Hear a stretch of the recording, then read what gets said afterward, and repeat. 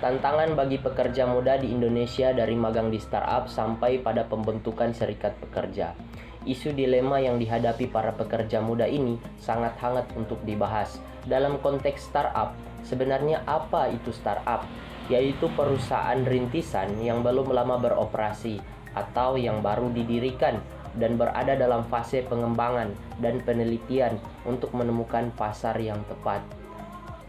Yang pertama, kita kaji dalam konteks hukumnya. Indonesia memiliki ketentuan ketenagakerjaan yang begitu komplit, yang begitu kompleks. Namun penegakan hukum itu sendiri, yaitu hukum ketenagakerjaan, masih cukup rendah. Perusahaan masih banyak yang kucing-kucingan tentang aturan ketenagakerjaan. Pengawas ketenagakerjaan juga yang terbatas. Juga banyak pekerja yang tidak tahu tentang hal ini. Inilah yang dimanfaatkan oleh perusahaan untuk melakukan hal-hal yang tidak sesuai dengan ketentuan yang ada, yaitu yang ada di dalam aturan ketenagakerjaan itu sendiri. Hukum ketenagakerjaan kita, meskipun sudah direvisi beberapa kali, namun isinya masih tetap itu-itu saja, alias masih sama.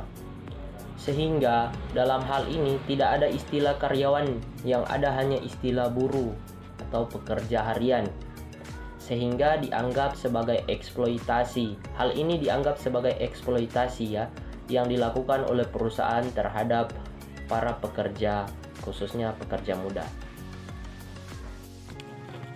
Sekarang dalam konteks startup. Startup itu kan adalah perusahaan yang masih coba-coba.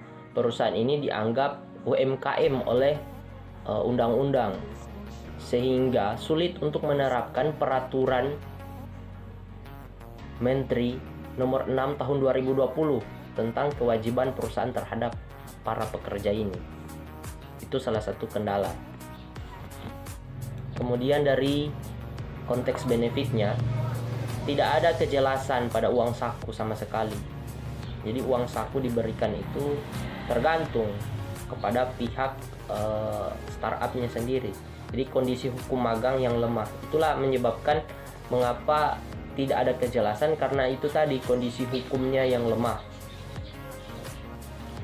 Meskipun memiliki kondisi hukum yang lemah, para pekerja tidak memiliki pilihan lain selain harus menerima pekerjaan itu di luar ekspektasi mereka. Jadi mereka bekerja tidak berdasarkan background atau skill yang mereka miliki, karena hanya pilihan terakhir saja, mengingat kondisi lapangan kerja yang terbatas, sehingga mereka harus mau tidak mau harus bekerja, dan di sisi lain persaingan juga semakin ketat, sehingga menyebabkan pasar penawaran kerja itu turun. Dengan melihat isu yang terjadi, apa terlebih ini menyangkut tentang hajat hidup orang banyak, juga pemerintah harus mengambil sebuah tindakan melalui kebijakan-kebijakan yang tepat sasaran, yang solutif, untuk bisa bagaimana membuka lapangan kerja seluas-luasnya. Itu adalah salah satu solusi yang bisa dilakukan oleh pemerintah. Dan dengan menerapkan aturan-aturan yang berpihak kepada pekerja-pekerja muda. Jadi jangan sampai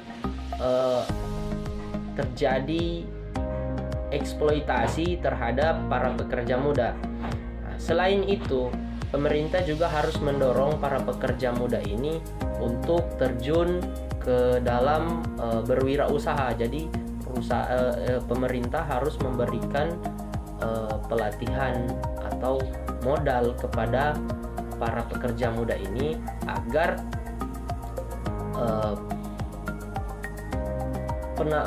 agar para pencari kerja ini pindah dari keinginannya untuk bekerja ke menciptakan sebuah lapangan pekerjaan, dan itu adalah salah satu solusi yang bisa dilakukan oleh pemerintah saat ini.